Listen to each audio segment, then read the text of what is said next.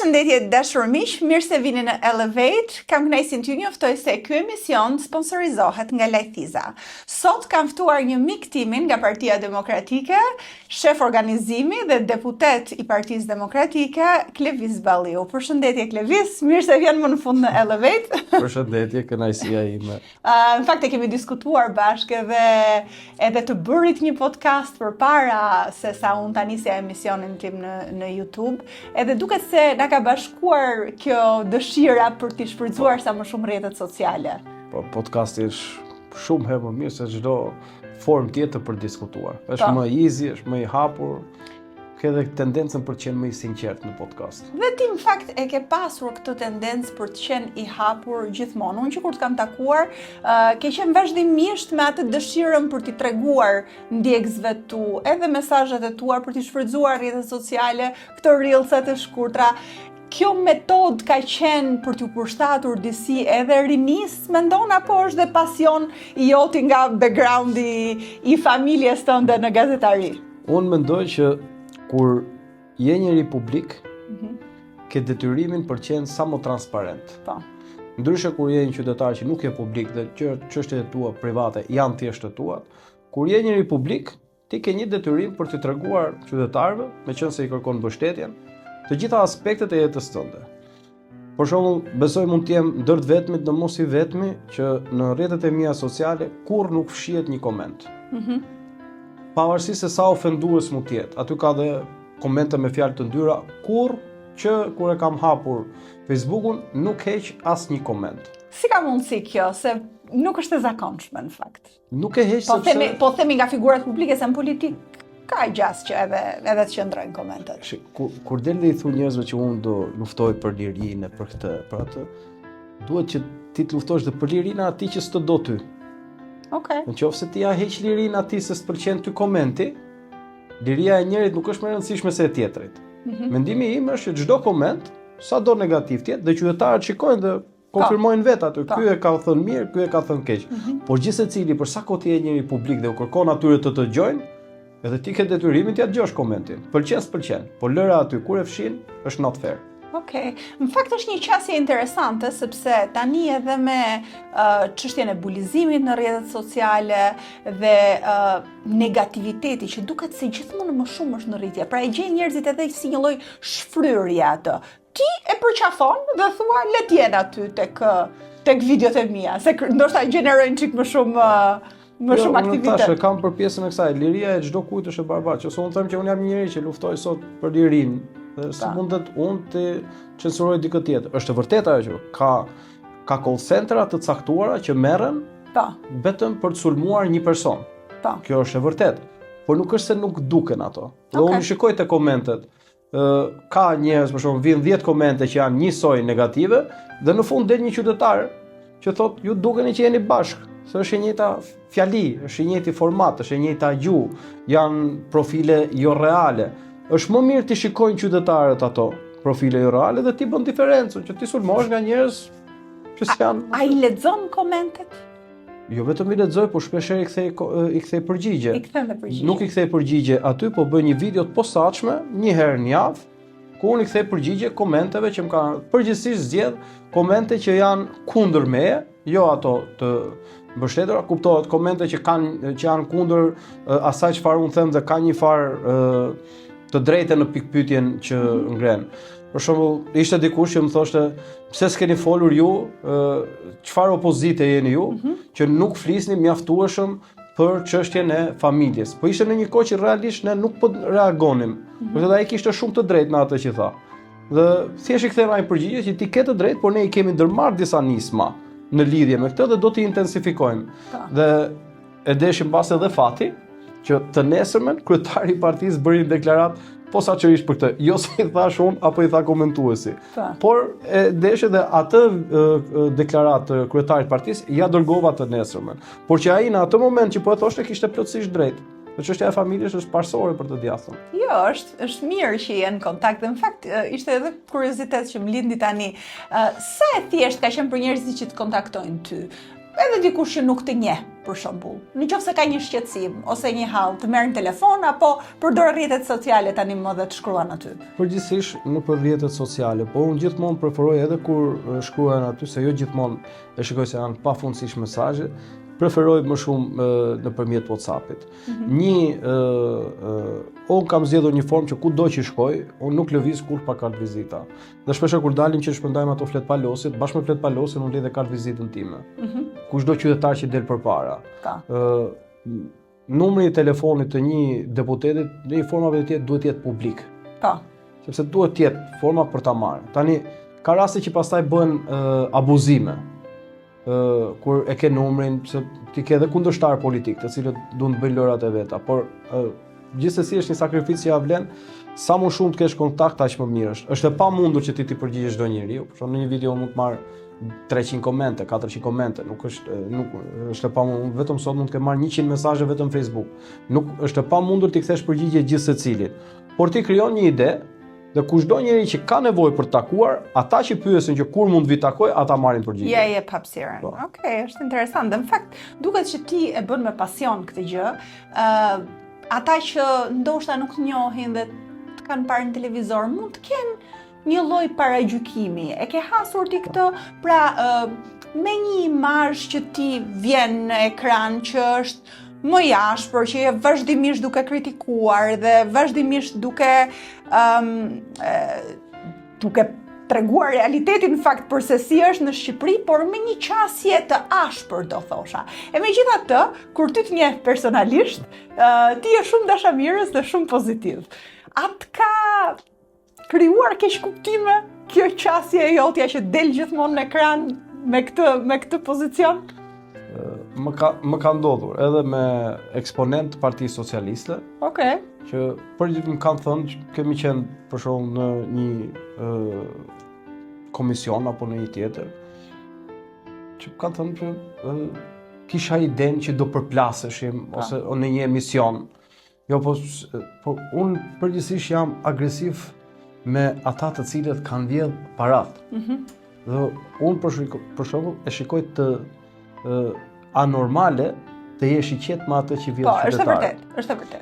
Nëse ngren çështjet që ngrej unë, që janë krimi organizuar, siguria kombëtare, apo rastet e fundit të sigurisë nëpër rrugë që po marrin jetë njerëzish, unë e shikoj shumë të vështirë mos jemi irrituar tek ai që po i vjedh qesh, me një dramë të madhe shoqërore. Patjetër. Pra, në këtë kontekst unë jam agresiv me çdo njeri që vjet. Me njerëzit me të cilët mund diskutosh, dhe jam i bindur që kanë Partinë Socialiste dhe ka pasur dikur shumë më shumë njerëz që mund diskutosh, mund dash mendime ndryshe, po flet me kënaqësi për një diskutim. Këto njerëz në PS tani janë venitur dhe nuk janë më aty. Megjithatë, nga karriera jote në politik, ti ke zgjedhur që të shfaqësh këtë anë, pra ti flet për politik, ftohesh në për emisione politike dhe sigurisht zgjedhja e jotja, por rrallëherë ke qenë i hapur për veten tënde. Kam përshtypjen se njerëzit ndonjëherë duan të të njohin për ato që je përtej asaj që ti bën, për të gjykuar pak më mirë. Dhe unë prandaj të ftova dhe për të parë një lëviz pak më ndryshe, edhe për të treguar edhe ti historinë tënde, ato që ti je dhe çfarë kanë qenë rrethanat që ty të kanë sjellë deri këtu. Unë do të doja që të ktheheshim mbrapsht në fëmijërinë tënde, si e kujton, ti vjen nga një babai që ka qenë figurë publike dhe besoj që edhe ai të ka influencuar që të përfshihesh në këtë fushë, apo jo? Ti jemi sinqert, ai nuk ka dashur. Vërtet? Jo, unë kam dashur gjithmonë. Si e mban mend fëmijërinë? Fëmijërinë si gjithë tjerët luanin me shokut, po në shtëpinë time ishin gjithkohon që hynin dilnin politikan. Dhe ishte gjithë bota e rrethuar në këtë çështje. Pastaj unë isha diku te 9 vjeç, 8 vjeç në 97-ën, 98-ën. Ndërkohë ne kishim një gazetë e cila denonconte shumë fort me emër, me mbiemër bandat e asaj kohe. Por në atë kohë ishte shumë e rrezikshme. Ishte aq e rrezikshme sa ne u detyruam të ndaheshim. Unë jetova në Elbasan, babai rrinte në Tiranë. Pra, rrezikshmëria e kësaj ishte gjithkohës dhe normalisht ti si fëmijë fillon dhe kupton që ka diçka ndryshe në familjen tënde. Me kë ke jetuar në Elbasan? Me gjyshen, rreth një vit. Okay. Aty kisha të dy gjyshit, dhe nga mami dhe nga babi. Pra, pa motrën ti? Po, pa se ti ke dhe motrën, po, pa motrën. Motra rrinte në Tiranë? Shiko, ishin me momente, sepse kërcënimet kishte muaj për shkak që ishte kërcënimi shumë realist, me lëvizje. Kjo nuk ishte vetëm për familjen tonë, por një pjesë e mirë e demokratëve të ekspozuar në atë kohë, njerëz afër Partisë Demokratike, e kishin këtë problem, sepse ishte gjithë banda e mafia që ishte gjithandej domethënë në atë kohë. Dhe për shkak kësaj ti fillon të kupton që ka diçka ndryshe. Në 98-ën pastaj, në 99-ën, ishte edhe çështja e luftës Kosovës. Si të çdo familje tjetër, erdhën shqiptar nga Kosova, dhe ti fillon publikimi im i parë ka qenë në 99-ën te gazeta Bota Sot, dhe ka qenë një vjersh e shkurtër, vjersh e një fëmije, po ta lexosh kuptohet 3 fjalë ato që ishte për Kosovën. Pra ishte që në fillim interesi dhe qefi për të bërë këtë pjesë të publikimit, se babi ishte shkrimtar, lexoheshin librat e babit, dhe ishte gjithkohës ideja për qenë publik, për të mbajtur një qëndrim, dhe më pas në 2000-shin, 2001-shin, 2002-shin, tek unë rritesha kuptoja dhe kush ishin personat që vinin në shtëpi. Mbaj mend për shembull në 98, 99, në kalonim shumë kohë me të nderin Azem Hajdari. Dhe për mua ai ishte një figurë shumë. A vinte në shtëpinë tuaj? Patjetër, ishim shumë miq. Okej. Dhe pastaj Po si e mban mend pastaj vrasjen e tij? Kam qenë shumë i vogël, por me se thua dia që shoku babit që shpesh ne takoheshim dhe shkoshim tek Xhardino në Durrës, e kishte ndodhur diçka shumë e keqe. Dhe sa më shumë rritesha, më shumë e kuptoja figurën e Azem Hajdarit dhe më shumë më mërzit. Ajo çka ka ndodhur. Po babi, të gjithë përjetimet e asaj kohe, stresin, ankthet, rrezikun, e sillte e përçonte në shtëpi, domethënë ndihej ajo edhe tek ju? Ç'është vërtet më i llastuar. Kam qenë më i llastuar nga prindrit se sa motra, pastaj ajo edhe më e madhe, 4 vjet më e madhe se unë. Por mundoheshe që mos ta sillte. Gjente gjithmonë kohën për ne, largonte atë, unë nuk mund ta imagjinoj dot se çfarë stresi mund të ketë qenë ai në atë kohë, ndërkohë që unë 10 vjeç apo 11 vjeç që kërkoja ndonjë çështje time, në ekskursion timin apo në një gjë tjetër. Domethënë në këtë kontekst unë u rrita në këtë lloj ambienti. Kujtohet shokët e mi kërkonin atëherë kishte bërë një pritje Strakosha dhe kërkonin patjetër një autograf të Strakoshës. Ndërkohë unë kërkoja autograf në atë kohë të Spartak Ngjellës se ishte kandidat për Bashkinë e Tiranës. Unë kisha qefin te kjo pjesë e kam pasur gjithmonë pasion. S'kam pasur asnjëherë dyshime me çfarë do merresha. Si të lindi pasioni, pra thjesht duke nga që në fëmijëri i rritur në një shtëpi ku vetëm hynin dhe dilnin politikanë, diskutimet në familje ishin vetëm për politikën, ishin për mediat, ishin për gazetën dhe sakrifica që bëhej, denoncimi që bëhej dhe ishte gjatë gjithë kohës çështja e interesit kombëtar. Në atë kohë fliteshe shumë për tezën që Olli Sali Berisha një kom, një qëndrim në vitin 98 në sheshin Skënderbeu dhe kjo ishte edhe tek fryma edhe në shoqëri ishte si fryma patriotizmit ishte shumë e ndjeshme. Brezi im e ka atë më ndryshe është sot për hir të vërtetës, nuk është aq e fortë, por brezi im e ka sepse është një brez që e kapi dhe atë pjesën e Kosovës, ndjenjës Kosovës dhe të kombit në tërësi. Dhe i rritur me këtë pasion, i rritur me këto çështje, me këto diskutime, nuk shikoja asnjë gjë tjetër në botë që mund të më tërhiqte përveç kësaj. Dhe mbaj mend kam qenë diku te 15 vjeç, kur po diskutoheshe që televizja jashtë vendit për studime, se nuk është se shkëlqeja shumë tu që të jemi sinqert, se merja edhe një shkelje syri si djali i Fariut. Edhe kur ishin këto diskutime, arsyeja se si ma mbushnin mendjen mua që të shkosh jashtë është më mirë, përse po të shkosh jashtë e ke më shumë mundësinë për të bërë politikan. E kam pas gjatë gjithë kohës. Po mami, ku qëndronte këtu në vazhdën e këtyre zhvillimeve? Babi bënte punën, po sakrifica më e madhe ishte e mamit për hir të vërtetës. Sa ajo e ndjente gjithë dhimbjen, siç janë nënat. Edhe ka sakrifikuar shumë. Ke thënë që lidhja me të ka qenë më e veçantë? Po, më e veçantë ka qenë, është dhe mbetet pa i mbetur.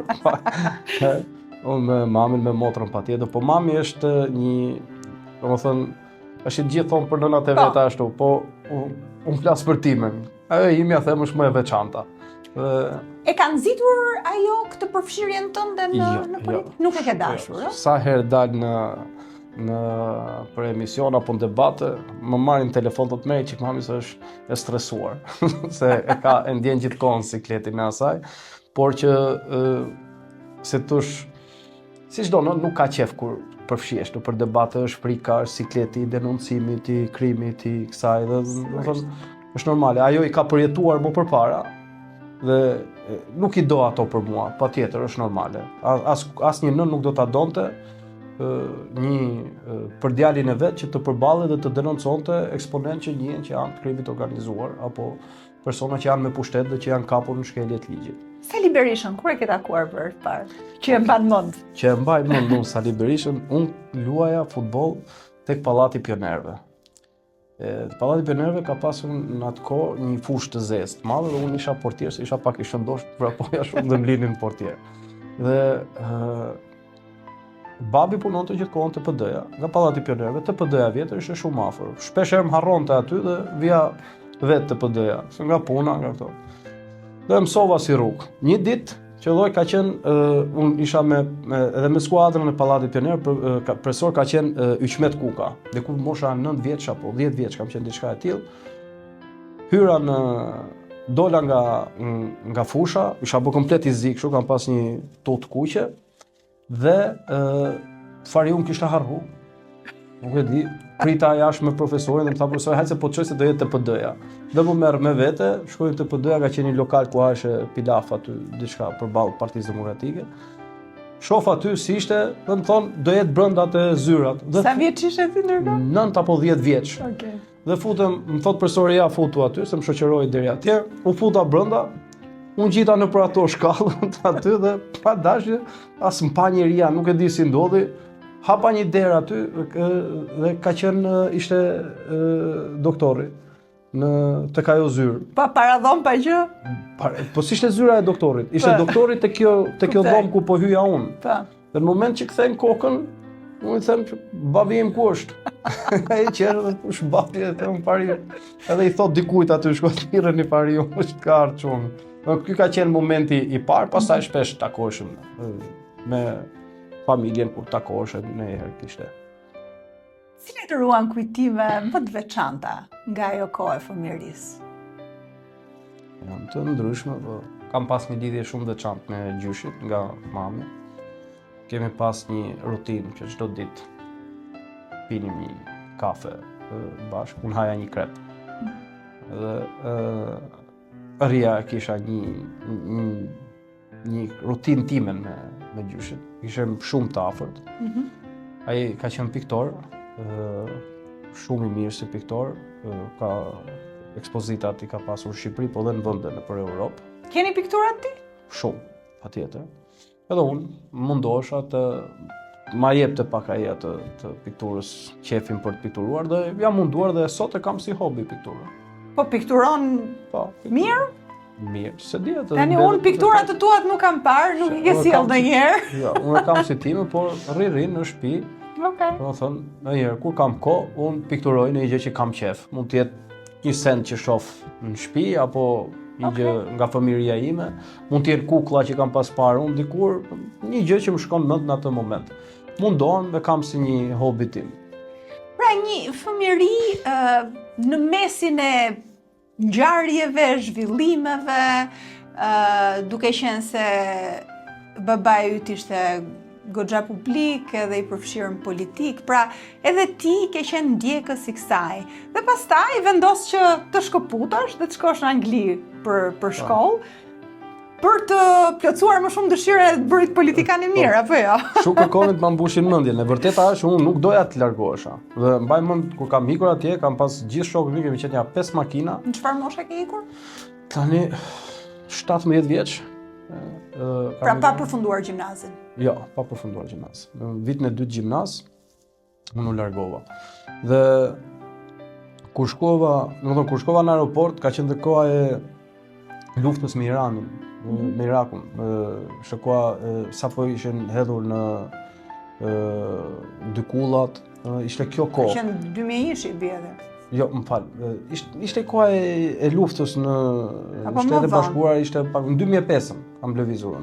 Ka qenë më vonë. Më vonë, ishte për shkak të dy kullave kishte filluar lufta, ishte kjo lufta kundër terrorizmit të gjitha. Po ishte lufta vazhdonte, domethënë. Dhe mbaj mend kur shkova në aeroport, unë mbaja flokut shumë shkurt. Dhe kisha gjithë ata shok me vete dhe gjithë po qanim, qaj unë, qaj ata që po unë pse qanet ju? Se po ikja në Angli. Dhe një zonjë aty i thot mamit, e cila qante për vete, thot po e çonin luftë, se ishte gjithë kona, kjo më i thot po e çon në shkollë, e thot po çka ke dreqin. Tiki tha. Pa nuk e kisha me qef që të shkoja. Doja trija me shokët e mi. E di çfarë është interesant Klevis që me shumë djem të tjerë që kam bashkë biseduar, po duke marrë rastin edhe vllait tim, duket sikur djemtë kanë më të vështirë që t'ikin nga familja. Vajzat ikin më me dëshirë. Si ka mundësi kjo? Po se e din gjithsesi që një moment do ikin nga shtëpia. Jo, do që një burgjë gjë. Se ne mund trimat.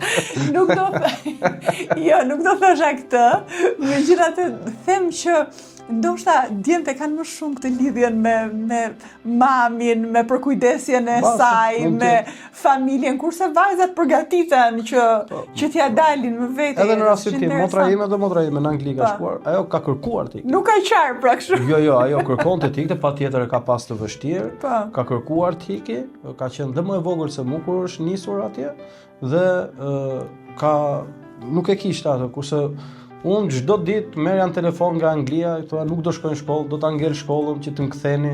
Edhe mbaj mend fare thoshte ngele sa vjet dush aty do ngelesh. Derisa të marrë shkollën do jesh aty. Pse donte babai që të largonte në atë moshë? Që të jemi sinqert. Unë nuk shkova në Angli se isha gjeni. Kishte student shumë herë më të mirë se unë që mund shkonin. Unë pata mundësinë të shkoja në Angli. Dhe një arsye që shpesh fëmijët e dikujt duket sikur po i bën der dikujt, por në vërtet po nuk po i bën një der të madh kur ti ja kalon me shkelje syri një not apo një tjetër fëmis. Pra, unë këtu e kisha fare të rahatshme të qëndroja si djali i farir. Pra i privilegjuar, i llastuar me të gjitha tjerat. Kjo ishte shumë mirë për mua. Po babai im s'mund ta pranonte kurrë. Sigurisht edhe të mirë nuk të bënte, patjetër. Dhe në këtë aspekt ai insistoi, ai kuptoi që këtu ky nuk mëson dhe prap notën e merr. Kështu që më mirë ta lëvizim që këtu se ndryshe ky nuk do haj pyk pastaj. Në Angli ke jetuar në konvikt? Ke jetuar me shok? Në konvikt në fillim, pastaj kam jetuar me shok. Në fillim në konvikt ishte shumë herë më bukur. Shumë herë më mirë. Nuk ishte ato rehatitet që nurit në shtëpi, por nuk i kuptoje shumë se ishte gjithkohë si... U përshtatet shpejt? Jo, shumë shpejt nuk u përshtata, që t'jemi sinqert, domethënë mbaj mend kur isha në Arbury Road, quajë, në Cambridge. Ishte një zonë jo shumë e mirë e Cambridge-it. Të mbaj mend, dhoma ime ishte sa që janë këto dy kultuqet bashkë, dhe ishte një krevat që ai krevat bëheshe tavolinë, bëheshe kishte poshtë si sirtar që mund të fusi rrobat, po aq ishte. Dhe pjesa më e bezdishme që ishte që tualetin duhet ta ndaje me 30 veta që ishin aty dhe ishte një tmerr për t'u bërë gati mëngjes dhe për çdo gjë tjetër. Pra në fillim nuk u përshtata shumë mirë, po kur je atje pastaj kalon kohën, fillon të njeh njerëz. Dhe pjesa më e bukur ishte që njeha njerëz nga gjithë bota të standardeve nga më të ndryshme, domethënë. Dhe ajo ishte një eksperiencë jashtëzakonshme. Nise pastaj që të mësosh, të përmirësohesh në mësime? Kur shkova atje, t'jemi sinqert, s'pata asnjë problem me mësimet. Më pëlqente ajo. Se nuk kishte diskutim tjetër atje, ishin konvikt, dhe vetëm diskutim që ishte çfarë mësove ti, çfarë mund të tregosh mua, çfarë të tregoj unë, dhe ishte gjithkohës kurioziteti ishte konstant. Se ishte kurioziteti edhe për mësimet çfarë bën, po ishte kurioziteti edhe për njëri tjetrin, për botët, se vishin gjithë nga botë të ndryshme. Atje kishte njerëz që ishin për shembull, do të llogaritën 2005-2006 kur shkova unë atje. Njerëz që mësuar shikonim njerëz nga Kina këtu. Brezim. Po, e vërtet. Shikonim atje dhe kur na tregonin historitë e tyre ne habiteshim. Për Japoninë për shkakun nuk dija shumë. Unë jam ma gjepsur me ato që më kanë treguar, me disiplinën që ato kanë, apo dhe me autorët që kanë ata. Pra në të gjitha aspektet ishte një ishte një ndryshim shumë i madh. Kurse këtu ne ishim më ndryshe. Edhe me shokët, me shoqet, nuk ishte diskutimi shumë tek çështjet akademike. Ishin më së shumti për çështje qefesh dhe të dalurash. Kurse atje i gjithë fokusi ishte këtu dhe sa shkova, do e ndjekësh atë rutinën dhe me mësime atje isha shumë mirë që në fillim. Do unë shkova bëra gjuhën një, pastaj bëra pjesën e gjimnazit dhe më pas shkova në universitet. Të gjitha këto kanë qenë në përvende ndryshme. Kam qenë në Cambridge, kam qenë në Shepperton, pastaj shkova në Richmond dhe nga Richmond në Londër. Okej. Çfarë mendoj që të ka mësuar më shumë ajo periudhë? Gjatë gjithë koha. Gjatë gjithë koha. Si të thosh, mendoj më shumë ka përshtatur me problemet që mund dalin gjatë jetës, që nuk janë gjëra të gjitha lule, nuk je më i jashtëzakonshëm ti, ka njerëz më të mirë dhe më të saktë se aty. Në çdo moment ka gjëra që ti nuk di, mirë është pyesësh. Më ka mësuar, mendoj unë të jem rahat me çfarëdo lloj njeriu, se nga çfarëdo lloj backgroundi. Po. Nuk kam një kompleks apo nuk e ndjej veten në siklet me njeri, pavarësisht se çfarë është apo kush është.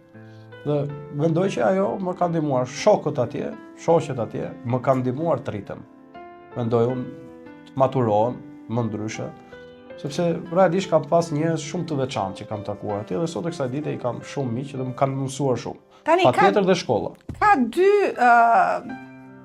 tipe studentësh që shkojnë edhe studiojnë jashtë, paktën edhe me sa kam folur unë, ata që ja dalin vetë, që punojnë, që marrin bursë, që përpiqen gjatë gjithë kohës dhe kanë ato sfidat e t'ja dalit mban ndërkohë që studiojnë, dhe pastaj ata të privilegjuarit, ku shpesh shkojnë me lekët e prindërve dhe bëjnë dhe këtë jetën e qefit dhe harrojnë fare edhe shkollën, edhe mësimet. Ku bie ti në këto dy kategori, apo je diku midis? Unë për vërtetës jam diku midis, sepse jo unë, po çdo shqiptar që iku në Angli ishte midis kësaj.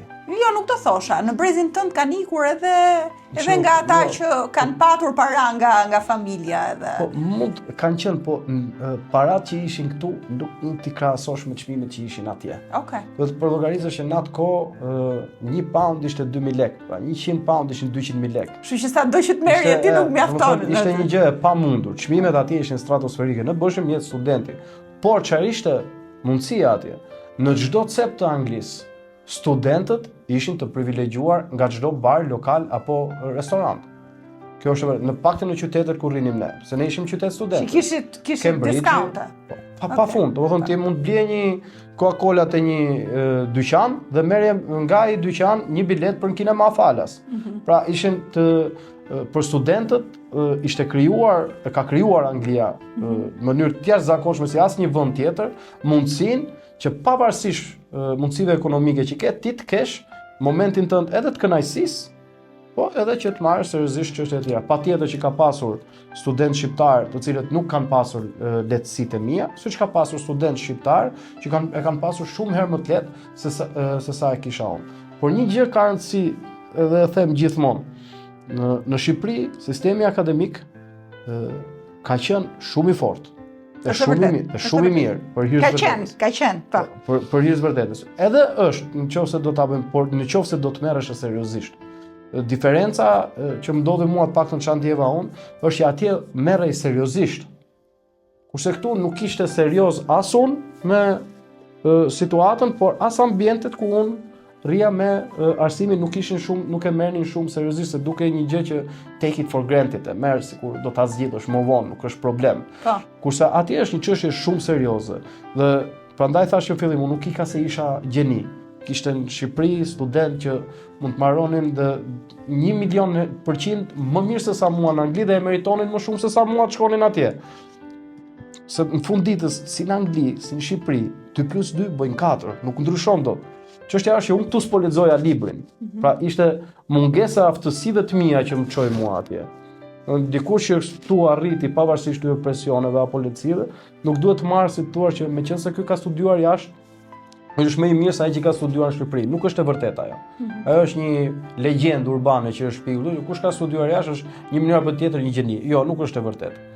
Ka studentë shqiptar këtu që nuk kanë studiuar jashtë dhe që janë gjeni me vërtet dhe që kanë realisht kanë mbaruar shkollën këtu dhe kanë shkuar jashtë dhe kanë bërë punë të jashtëzakonshme. Megjithatë, kur thuhet kjo që kanë studiuar jashtë, jo se në jashtë po bëhet në një gjë e jashtëzakonshme, por sigurisht kur ty të duhet që të përshtatesh edhe me jetesën, edhe të punosh për një pjesë të studentëve, sigurisht që ajo është një mësim jete pastaj, që ti nuk e ke, ndërkohë që ti jeton në Shqipëri me familjen, i ke gjërat gati edhe shkon edhe bën mësime. Prandaj fokusova tek pjesa akademike. Kjo e jetës e merr atje. Është një sfidë në vete dhe madje shpesh e kam diskutuar edhe me profesorët e mi në Amerikë. Ata thoshin që universiteti është për të përgatitur ty për jetën, për të zhvilluar që ti pastaj t'ja dalësh jetës, është shumë e rëndësishme kjo. Edhe në fakt edhe raporti i PISA-s thot pikërisht këtë që të ka thënë ti profesori, që një nga problemet që kemi ne sot në Shqipëri është që universitetet tona dhe sistemi jon akademik sot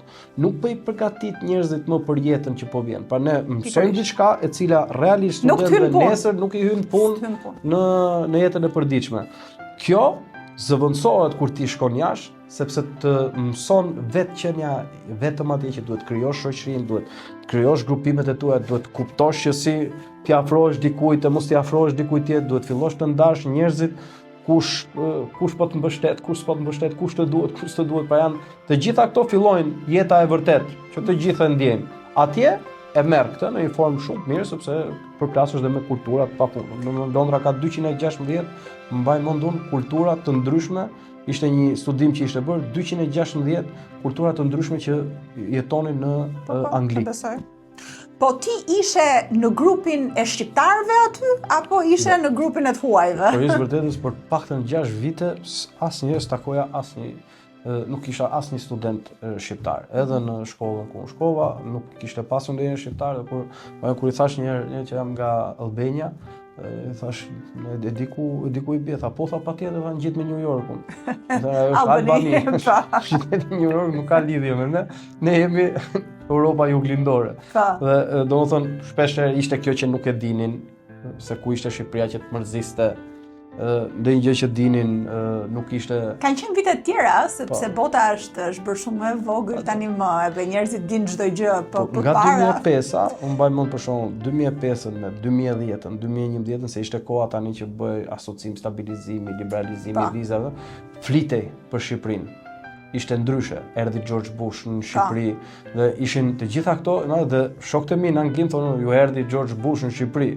Dhe mbaj mend isha aq i nxehur atë ditë në shkollë, kam qenë në Cambridge në atë kohë, sepse erdhi Bushi dhe u nxorr një lajm shumë i shëmtuar këtu që ju vodh ora. Do u nxorr në Shqipëri. Po, mbaj mend atë, po. Dhe unë isha në shkollë dhe kam çuar se profesori bëri një batutë që ja shkon një herë presidenti si doli ai lajm.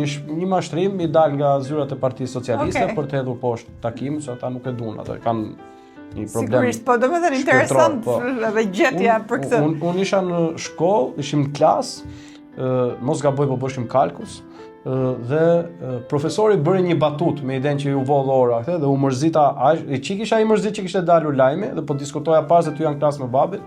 Dhe pasaj kur e tha dhe ky batutën, u irritova aq shumë, e bëra problem në shkollë, sa u ngrit një proces ndaj profesorit, sepse e quajta një racizëm. Absolutisht. Sa ai tha diçka të tipit që është normale kur presidenti shkon në Shqipëri ti vidhet ora. Dhe kjo ishte shumë edhe abuzive dhe jo e drejtë e sinqert. Ai patjetër e hodhi si batutë sa ata e kanë. I kanë çik të zia të humorit. Kjo është shumë interesant sepse është rasti i dytë këtu në Elevate dhe unë kisha botuesen e shtëpisë Peggy, Loreta Berhami, dhe ajo po më tregonte për studimet e saj në Bocconi, përpara teje, shumë përpara teje, dhe që nuk njihej Shqipëria dhe që profesori tha nëse keni të bëni me këto ndryshime, atëherë keni të bëni me një trafik shqiptarësh, dhe tha në auditor. Dhe ajo pikërisht shkoi si puna jote dhe i tha, të lutem, tha jo me këto shaka më. Edhe aty u ndjen shumë keq, ai edhe mban mend sot e kësaj dite, por kjo tregon se sa pak të njohur kemi qenë, sepse tani nuk besoj që do ta bënte kush këtë, sepse edhe me rrjetet sociale dhe me të gjitha që dalin. Edhe në atë kohë, unë thash, më shkova në 2005 dhe unë shikoja ndryshimin. Në 2005 se njifte një Shqipëri, unë ndrova shkollën, ndrova qytetin, dhe kur shkoja në qytet tjetër, dhe kur shikoja njerëz tjerë, ata tani më e njihnin Shqipërinë, kurse nuk e njihnin, ose thash, ishin të gjitha proceset integruese të Shqipërisë dhe ishin të gjitha lajmet në Europë në veçanti ku Shqipëria ishte në formë konstante për por nuk dilnin këto, tani janë shumë të ndërgjegjshëm njerëzit, edhe kur thon diçka dhe kur bëjnë një punë caktuar, sepse je vazhdimisht i monitoruar nga gjithçka, qoftë edhe nga telefonat. Se janë rrjetet sociale, janë to patjetër. Kurse atëherë më ndryshe, megjithatë është interesant se si evolon koha edhe për jetim yt në këtë rast. Ti ndenje 9 vjet është kohë e gjatë. 9 vjet, shumë e gjatë. Kohë e gjatë dhe po gjatë kësaj kohe vije shpesh në Shqipëri? Sa herë kisha mundësi vija. Okej, pra ti ishe nga ata që e kishte me mall atë rikthyimin. Ai avioni ishte duke aq i gjatë, sa spondalon, s'po ulet, nuk mbaj mend një udhtim që të kem qenë pas stresin që s'pa arrim duke sigurisht me orë të pafundme, ajo koha zgjaste si pafund. Dhe kur vije këtu duke siguri ikte se 3 ditë mund vije, 2 ditë ose 4 ditë diçka e tillë. Vetëm kur mbyllej semestri. Pushimet e verës i kaloj. Vetëm kur mbyllej semestri, në pushimet e tjera nuk vlente shumë të vije. Pra, por sa herë kisha mundsinë, unë thesha këtu patjetër dhe me kënaqësi, ishin shokët dhe këtu pastaj ishte një gjë tjetër që unë bija po s'kisha një gjë për të bërë, përveç të bëja qef. Son punë s'kisha këtu, gjë s'kisha, shkollë s'kishim, isha i karikuar për të bërë qef, sa shokët thoshin bo do vi ky, do na lej pa shkollë. Pra, ke bërë Klevis atë jetën e natës në atë kohë edhe, Po, e kam bërë jetën e natës. A ishte babi atë këshillonte në atë kohë, kujdes këtu, kujdes atje, mos ta dalësh këtu, mos ta dalësh atje, se dhe kjo. Këshillat e babit s'ndalojnë asot. S'ndalojnë asot. Po mendojnë që e ke zauruar atë pjesë? Po. Sot është shumë vështirë ndonjëherë me Fiorelën, që është bashkëtuesja ime, shpesh mërzitet. Bashkëshortja, po. Po, bashkëshortja. Po, edhe me atë shpesh ajo mërzitet se unë tash se preferoj që të dalë, domethënë.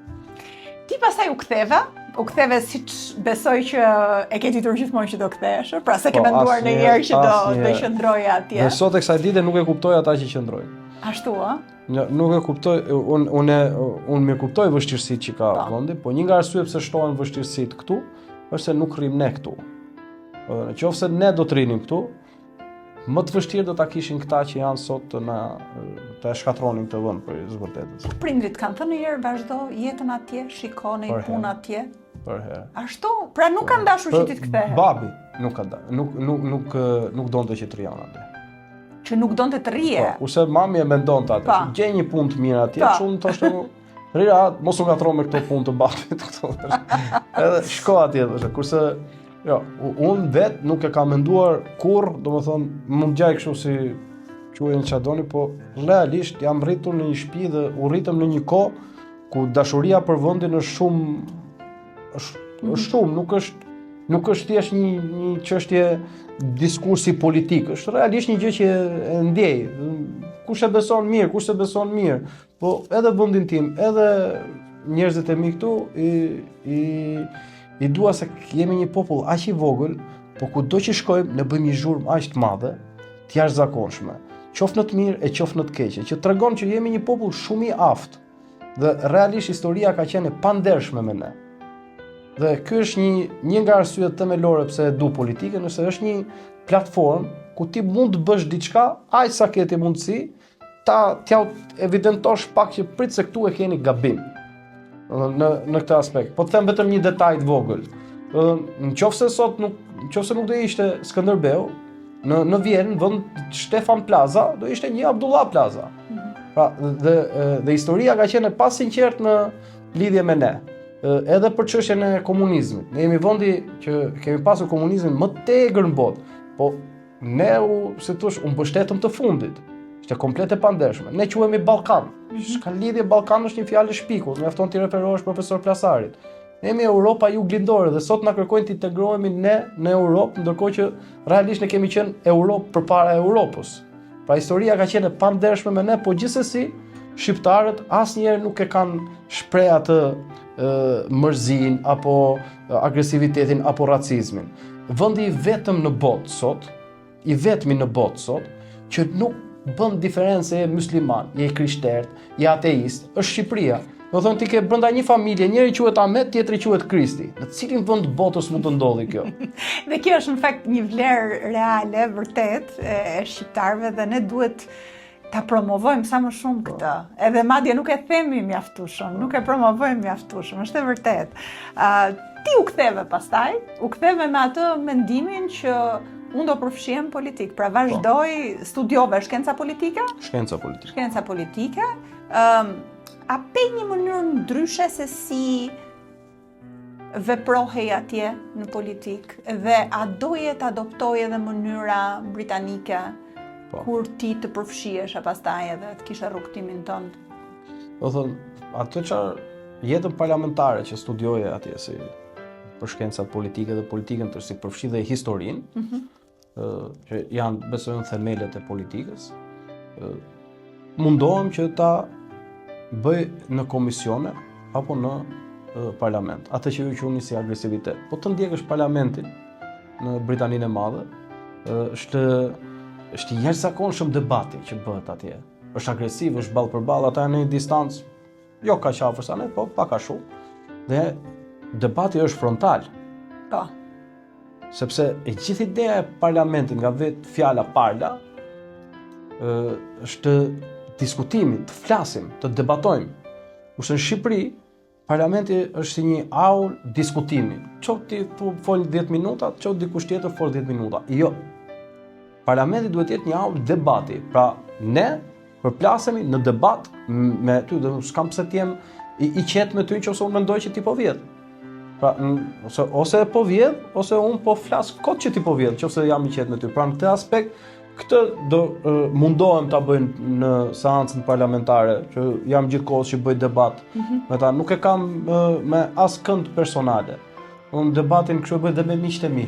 Edhe bashku bëjmë debat, unë jam entuziast në debatin tim. Pra në këtë aspekt, kjo është një gjë që kërkoj ta sjell këtu. Se çfarë mësova atje dhe që lidhe për shkak me fushatat elektorale këtu ishin komplet të ndryshme. Domethënë unë kur u ktheva në fillim patjetër nuk shkova direkte në politik, u ktheva diku në vitin 2013, po doja sapo kishte. Dhe pastaj kur u përfshive në politik? Domethënë përfshirë ishe, pra ti angazhoheshe. Le të themi, angazhimi jot në PD kur ka nisur, që me protestat besoj që me protestat aty kemi qenë gjithmonë, por fillimi institucional, po themi në PD ka qenë një aktivitet me Departamentin e Rinisë, Kulturës dhe Sportit. Domethënë unë nga fillimet e pëlqeja shumë Trumpin. Mund të kem qenë i vetmi.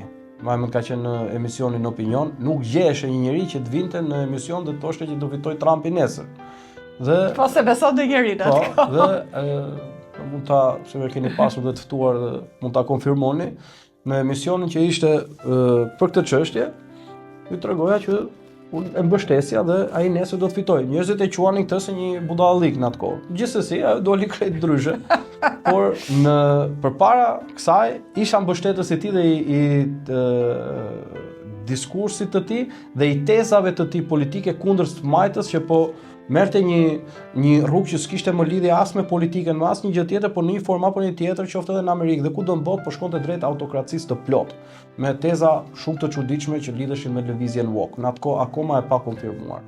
Pra, dhe u bë te Departamenti i Rinisë, Kulturës dhe Sportit një çështje për politikën amerikane, dhe meqense unë kisha qenë vokal në atë kohë për çështjet e Shteteve të Bashkuara me zgjedhjet e Trumpit, u kërkua një ide, një fjalë për këtë çështje. Dhe aty ka qenë fillimi. Në kohën punoja tek presidenca si ndihmës me të ndjerin president Nishani, që në kënaqësi shumë e madhe punoja me të.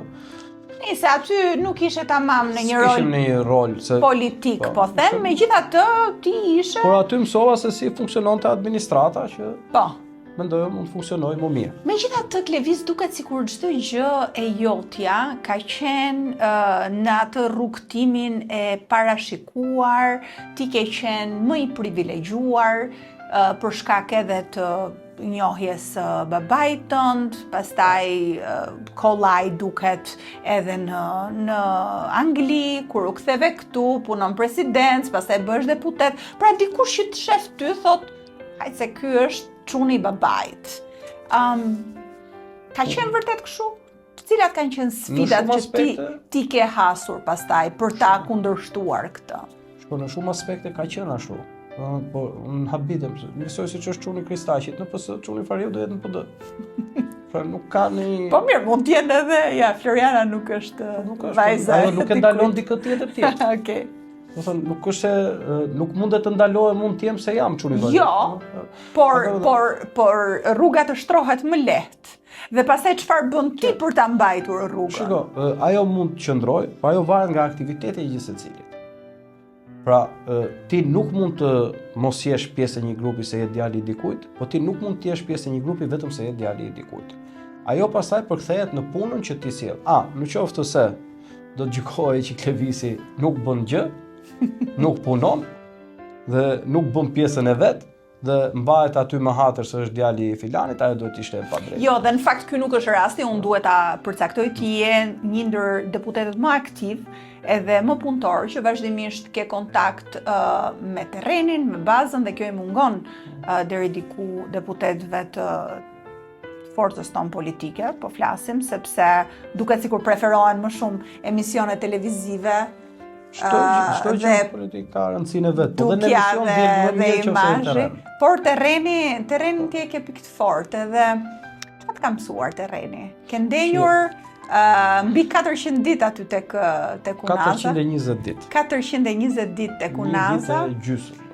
Dhe si e kujton atë kohë? Shiko, ajo që bën ata ishte edhe sot e kësaj dite pa përsëritshme. Sepse ndoshta kjo mund të futet pikërisht tek ajo që e kundërshton të privilegjuarin Klevis, sepse ti aty ke treguar një qëndresë që nuk është tipike, do thosha, për dikë që është rritur mirë edhe i ka pasur gjërat kollaj edhe...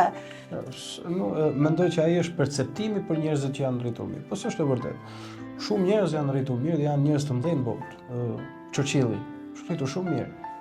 Por të qëndrosh, Klevis nuk gjen shumë politikan që kanë ndenjur 420 ditë aty në terren.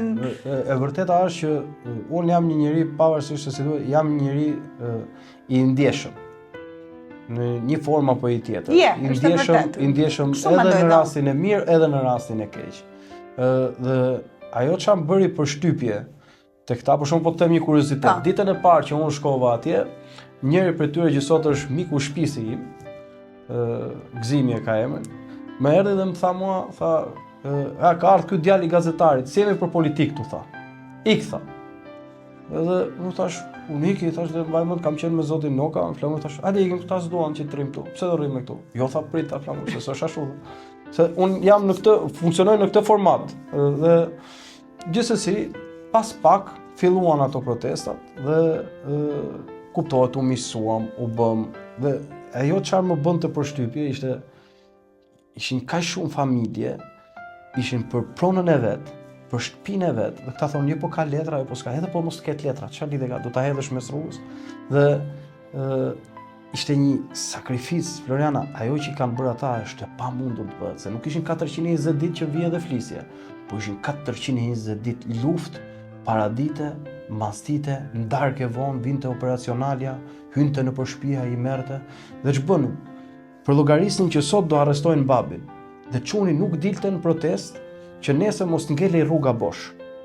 Sepse ishte gjithkohës që provokoheshim nga shiku, provokoheshim nga policia, sillnin njerëz me makina, sillnin banda me makina, që kishin armë në makinë për të provokuar protestuesit që të afronin makinët te këmbët e tyre, po ndërkohë aty kishte zonja në mosh, grashta të zanë, cilat u arrestuan. Kishte fëmijë të vegjël, mosha 4, 5, 7 vjeç, 8 vjeç, disa prej atyre sot janë në strukturat PD-s. Dhe të këtyre fëmijëve janë rritë sot. Dhe ajo ishte një dramë njerëzore që po shkonte me një shpërfillje shumë shumë të egër nga pushteti. Dhe nëse ka një arsye revoltës time me Edi Ramën dhe me këtë qeveri, është se unë aty pash pjesën morale të këtyre. Morali i këtyre është që si ka se që të ndodh ty për sa kohë mbushun xhepin. Sepse ky vend i kishte dhe ky moment i kishte të gjitha mundësitë për t'u gjetur zgjidhje atyre njerëzve. Të gjitha mundësitë. Se u kanë gjetur zgjidhje të tjerëve për miliarda euro. Ka qenë moment i vështirë pastaj kur Shumë i vështirë ka qenë. Kur erdhi policia, kur erdhi ndërhyrja në atë formë që të ngjante si ndërhyrja e serbëve në Kosovë.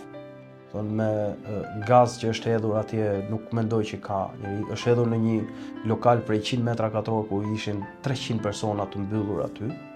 Është hedhur gazi brenda, është përdorur dhunë e një përmase të papërfillshme, njerëz të plagosur që u kanë dashur të bëjnë operacion këmbët. Njerëz dhe pjesa më e madhe e tyre sot janë në azil, se mjafton të tregonin skenat dhe patjetër që kanë marrë azilin në sekonda. Ka qenë një nga ditët e mia më të vështira sepse unë nuk demotivohem shpesh. Por më vinte shumë i natë, të jemi sinqert, sepse ishin dhe njerëz të tjerë që kishin po të njëjtin problem. Në për zona tjera, ishte Shkoza, ishte Lapraka, ishte Bregu Lumit, ishin dhe kanë akoma sot problem. Mendoja që do kishte një reagim për hir të vërtetës. Mbase mund të ketë qenë faji, mbase jo, nuk e di, por mbaj mend që ishte një moment ku realisht u demotivova shumë dhe isha në pamundësi sepse s'kisha as mandatin për t'u futur në parlament për ta bërë më institucional problemin. Por ishte, domethënë, në të gjitha aspektet e vetmja gjë që mund të them unë është që ata kanë bërë një gjë që askush nuk mund ta përsërisë më dhe nuk e përsërit dot asnjë forcë politike. Atë e bëjnë vetëm njerëzit. 420 ditë përballje me policinë në formën më të ashpër, 1800 arrestime. Kaq mjafton thosh për këtë. 420 ditë, 1800 arrestime. Mbaj mend ka qenë një prokuror, kishte një dhomë në prokurorinë e Tiranës, një dhomë të dedikuar vetëm për unazën me dokumenta procedime penale. Unë vetëm kisha 400 procedime penale. E megjithatë, të gjithë këto sfida, ti u ndjeve i demotivuar edhe me këtë që ndodhi, dhe the që nuk demotivohesh shpesh, dhe ti prap vazhdon, ngrihesh, lufton. Po këta ishin një nga arsyeja që vazhdoja. Tani, jo, sepse e kam vënë re edhe sa kohë jemi takuar, ne u takuam në foltore bashkë, kur nisi foltoren Dr. Berisha në 2021, dhe pavarësisht edhe atyre zhgënjimeve që ti mund të kesh pasur atëherë, gjithmonë ke luftuar, ke gjetur forcën për të ecur përpara, je mërzitur për momentin dhe pastaj e ke te i kaluar. Këtë është forcë e brendshme kjo, apo edhe je shtyrë në një farë mënyre nga ky mision edhe dëshire jotja për ta vazhduar politikën dhe për të rrinë më këmbur? Ku e gjen këtë forcën? Mendoj që është më shumë të pjesë dashurisë që ke për punën që bën, për njerëzit që kërkon të ndihmosh. Shikoj se ne i themi struktura partie, po janë njerëz ato, nuk është se janë gura. Dhe kur rrin gjatë me demokratët në çdo dek që un kam shkuar, ata një formë e tjetër janë miqtë tu, janë njerëzit e tu, dhe nëse ti e lëshon veten dhe e lë, tani ata ta kanë dhënë ty një udhëzim që bëje këtë punë, e ke marrë përsipër, çoje deri në fund. Po ta ndalosh ti, me ata kush merret? Pra, dhe ka edhe një gjë tjetër që gjatë jetës, edhe për shkak se shkova në Angli, po edhe kur kam qenë këtu, miqtë e mi, shokët e mi kanë qenë nga background-e ndryshme gjithmonë. Edhe të garantoj që ka shumë njerëz që kanë shumë probleme dhe mërzitje që janë edhe më të sinqerta, më të vërteta, më të rënda se sa mund të kem unë sot. Tani kur reagojnë ata, ka njerëz me probleme shumë dha në Shqipëri. Kur reagojnë ata, do ishte turp që mos reagojmë ne. Dhe demotivimi vjen, çdo njeri ka drejt demotivohet, bëj çfarë dush çaj, bërtit, po të nesër pastaj çosh kom punë. Ju i dogjët mandatet dhe ti ngele pa pozicionin tënd si deputet. Ka qenë një periudhë e errët ajo, do thoshe. Pra ti ishe deputet për 2 vjet, pastaj nuk ishe më, dhe qëllimi yt ka qenë politika gjithmonë, por pa atë mandatin. Si ndihet një politikan? Nuk është çështja tek mandati. Në rastin e asaj, mërzia ime vinte nga ndjesia e tradhtisë. Domethënë, nuk di si të ta them, por nuk e kisha çështjen për 100 deputet, se po të ishte çështja për 100 deputet nuk digja mandatin. Dhe ishte shumë e lehtë për mua dhe do më kishte leverdisur shumë që unë mos ta digja mandatin edhe për shkak të kauzës që kisha atje, po në atë formë që u bë më pas aty, në të gjithë tjerë që morën mandatin, figura ime do ishte shumë në rregull në atë format aty.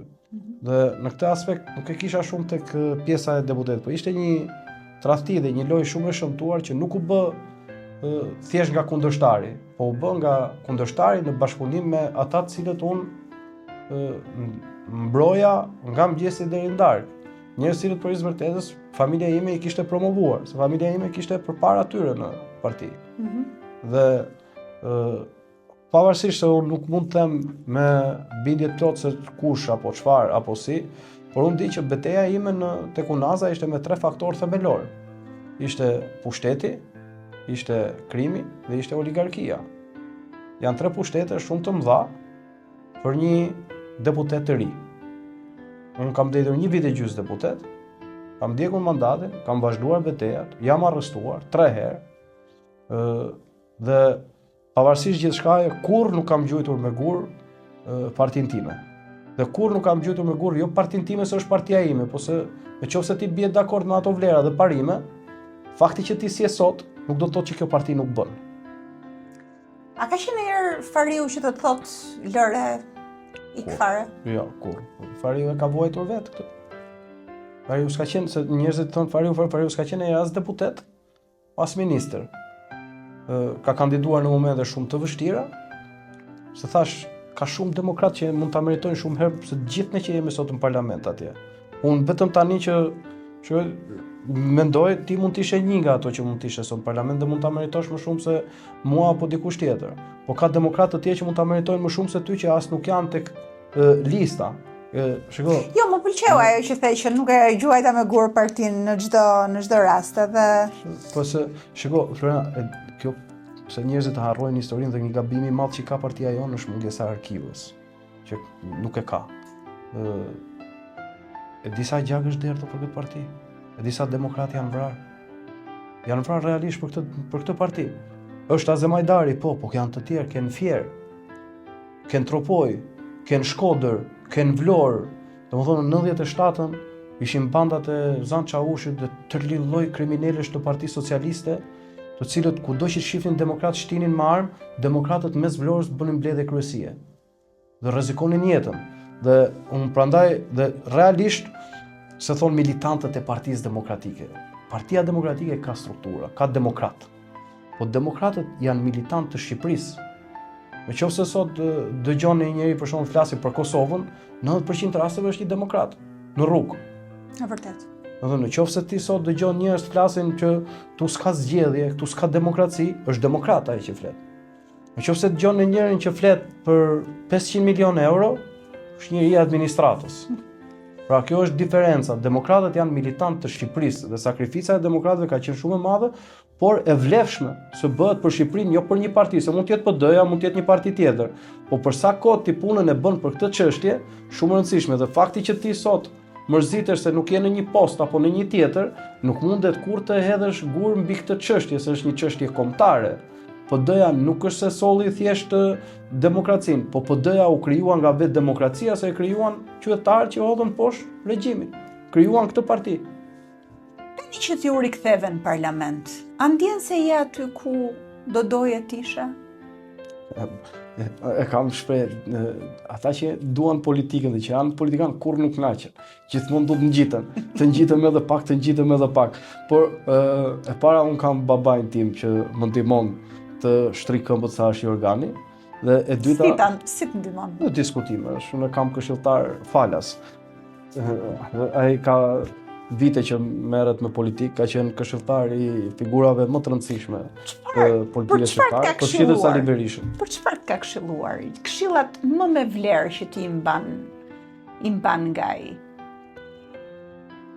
Këshilla e parë që më ka dhënë mua ai është pavarësisht çfarë do bësh, shko tek terreni.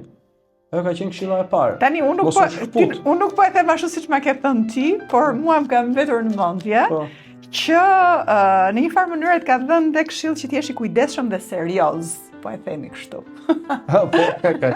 Ishte kohë se ai rritur gjithkohës me merakun kur del Klevisi ndarkë, si çdo prind tjetër.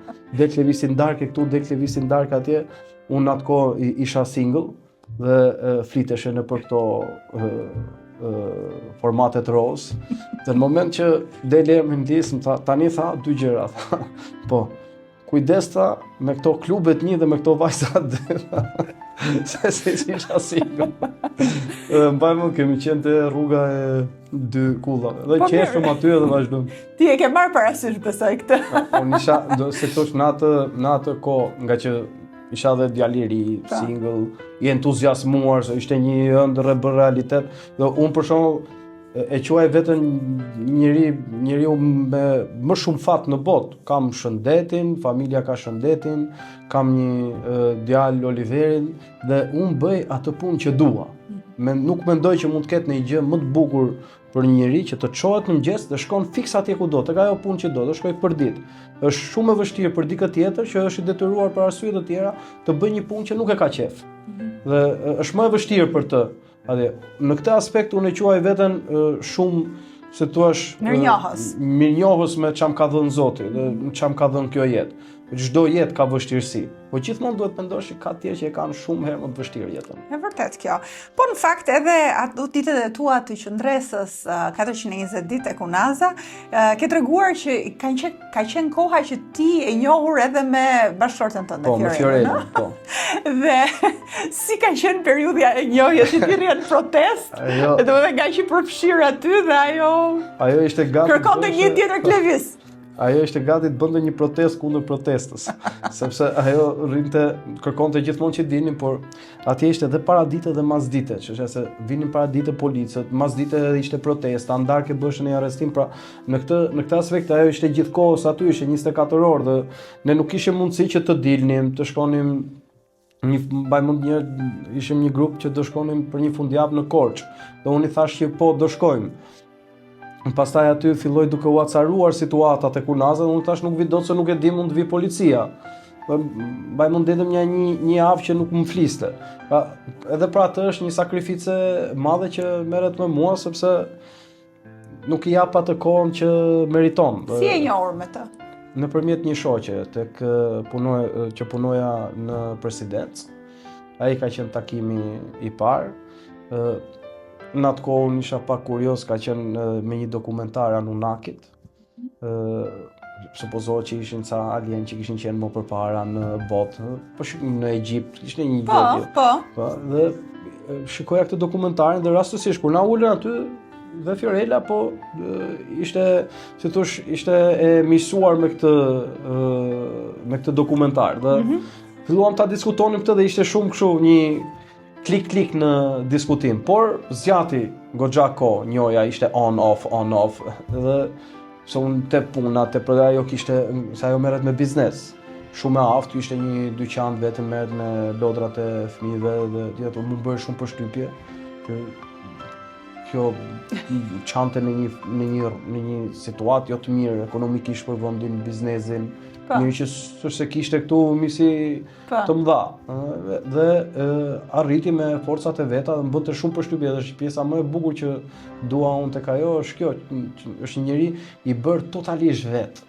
Dhe nga një anë jam dhe xheloz. Nismëtar, sepse nuk të kam pyetur ndonjëherë për këtë, por di që edhe ajo vazhdon e merret edhe me menaxhim edhe me biznes. Po nuk e dija që ishte e bërë vetë. Është interesant. Dhe ndonjëherë jam edhe xheloz për aftësinë, unë nuk e di nëse do t'ja dilja dot si ajo, sidomos në fushën e biznesit që për vërtet unë s'marr vesh. Shpesh ajo tallet me mua kur flasim për biznes me shok apo më shoqë dhe unë rri i heshtur dhe ajo. Dhe besoj edhe ajo nuk përfshihet shumë politik.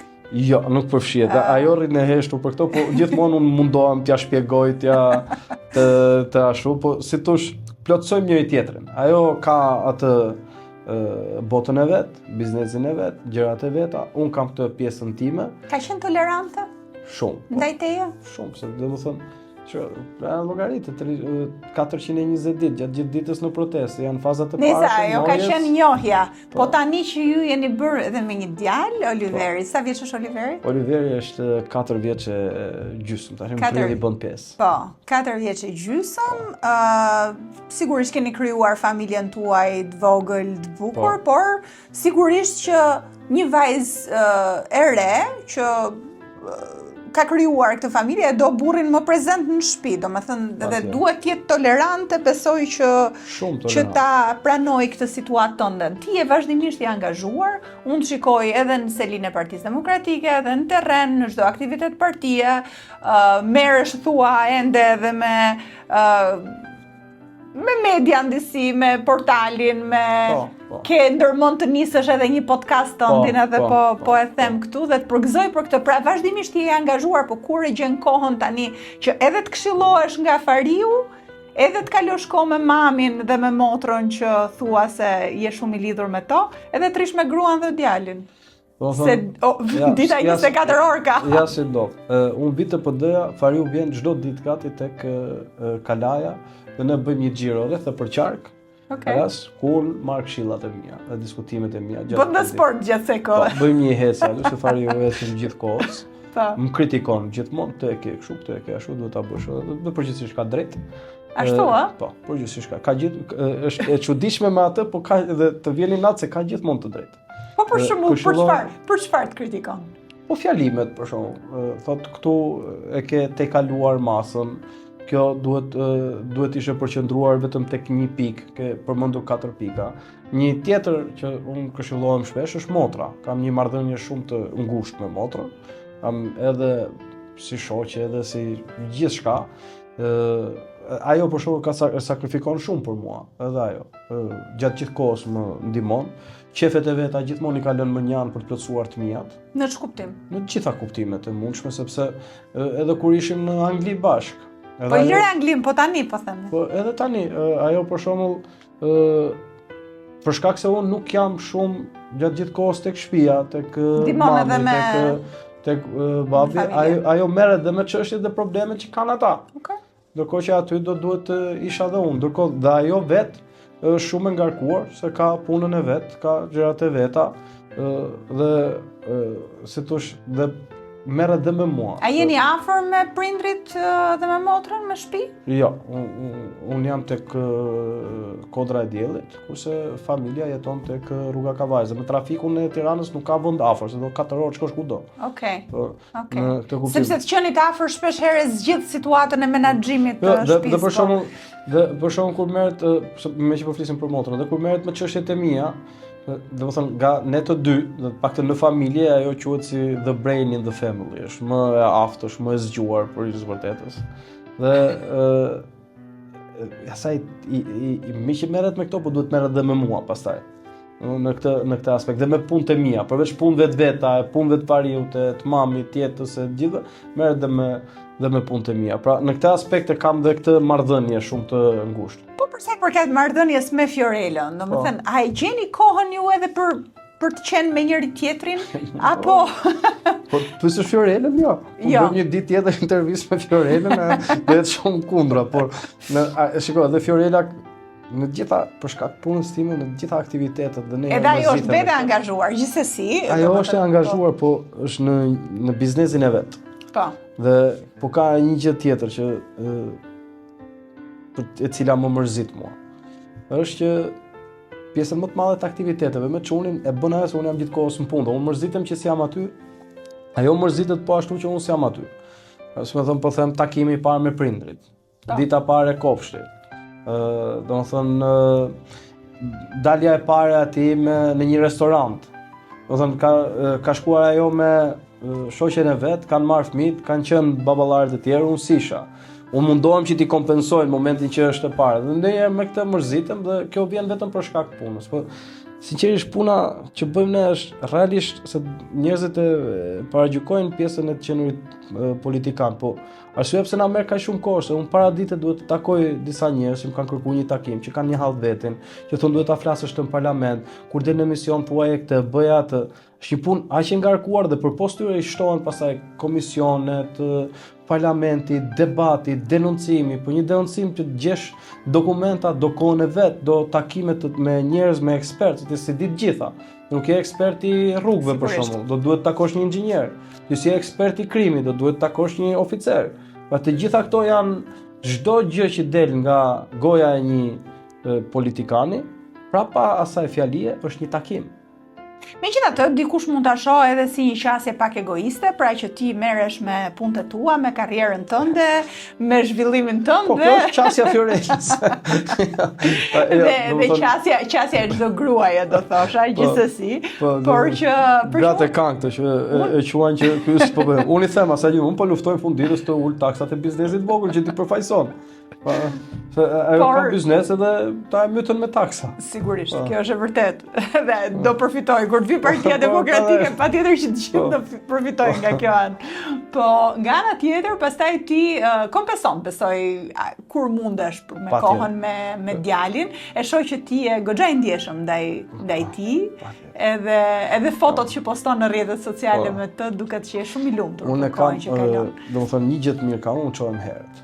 Kur herët? Unë çohem rreth orës 5:30. Oh wow. Po. Nuk asnjëherë s'kam fletur shumë. Dhe fati im është që ai çohet rreth 5:30, 6. Do të thënë rrini bashkë atë. Dhe e kemi ne atë që filloi unë tri me të. Edhe Fiorella çohet se zgjon ai se kërkon. Dhe po e kam atë përpara se ti ke një 2-3 orë të mira në mëngjes i kam me të.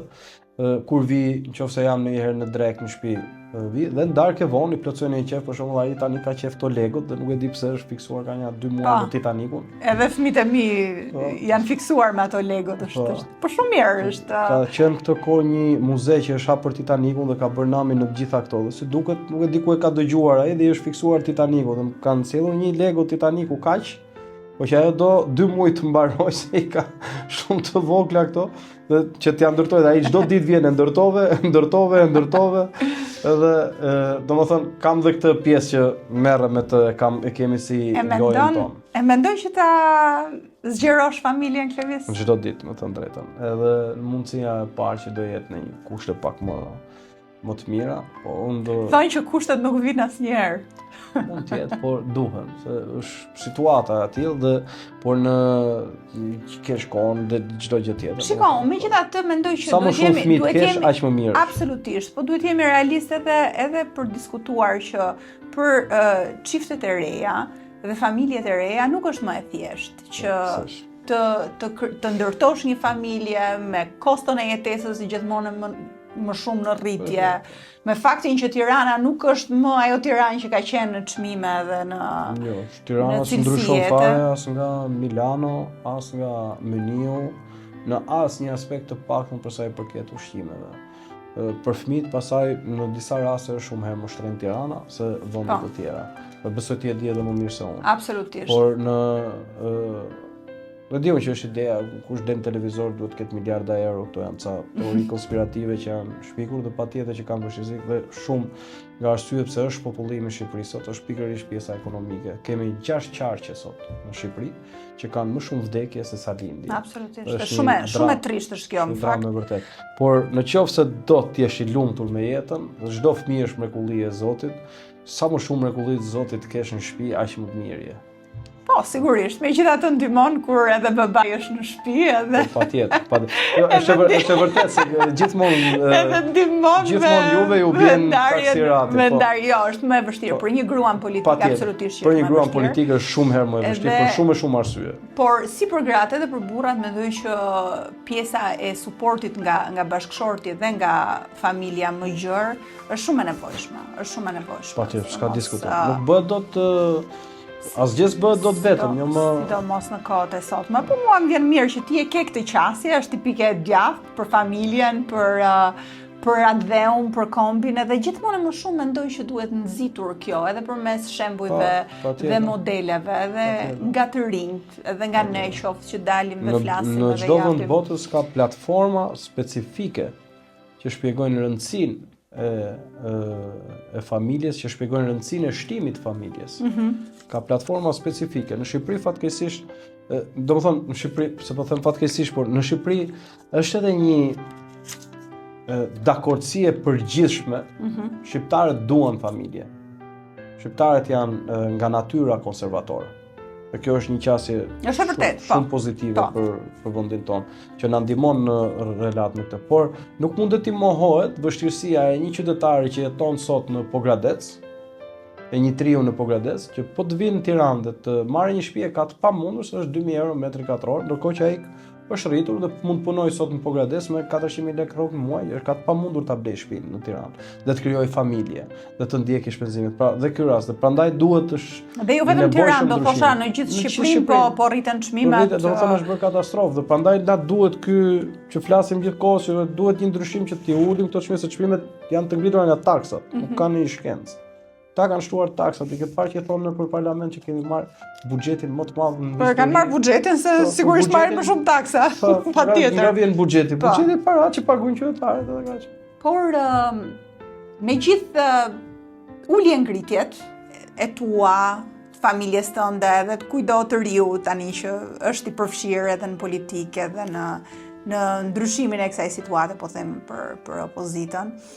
Gjithmonë nuk mund mos mendosh, sidomos në këtë fazë, se çfarë do të vi, si do të jetë ardhmja, si e parashikon ti të ardhmen tënde për veten tënde në Partinë Demokratike, thej që partinë nuk e gjuan me gur dhe partia për ty është mbi çdo gjë për sa i përket kësaj situate në politikë, por si e shikon, domethënë e shikon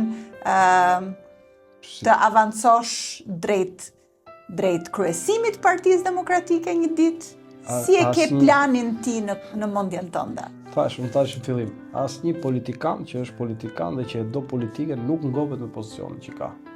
Çdo gjë ka kohën e vet dhe asgjë nuk mund të përjashtohet. Siç nuk mund të përjashtohet kërkesa apo angazhimi për kryesimin, nuk mund të përjashtohet as distancimi nga një pozicion për një pozicion pak më modest apo diçka tjetër. Pra, por politikani nuk ndalon në kërkesën e vet. Çdo politikan ka ego të jashtëzakonshme, duan të jenë gjithkohës në qendër të vëmendjes, dhe këtë e kam edhe unë, dhe këtë e kanë edhe ata që ju thonë që se kam. Pra, në këtë aspekt, kjo është realiteti dhe e vërteta. Se e kanë, nuk e di pse, është ashtu, por është e vërtetë.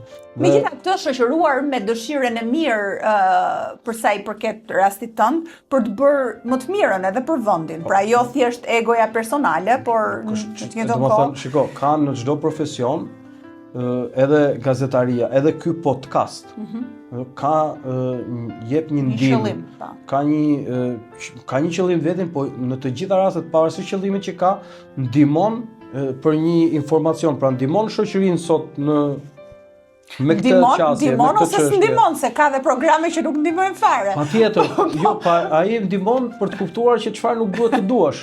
Edhe një program i keq ndihmon për të kuptuar se çfarë nuk duhet të duash. Pra në këtë aspekt, patjetër që qëllimi është i mirë, unë mund të bëj gabime pafund, por nuk mendoj ndonjëherë që mund t'i kem dhënë shkaz dikujt që të mendoj që ky ka për qëllim që të bëj diçka të keqe.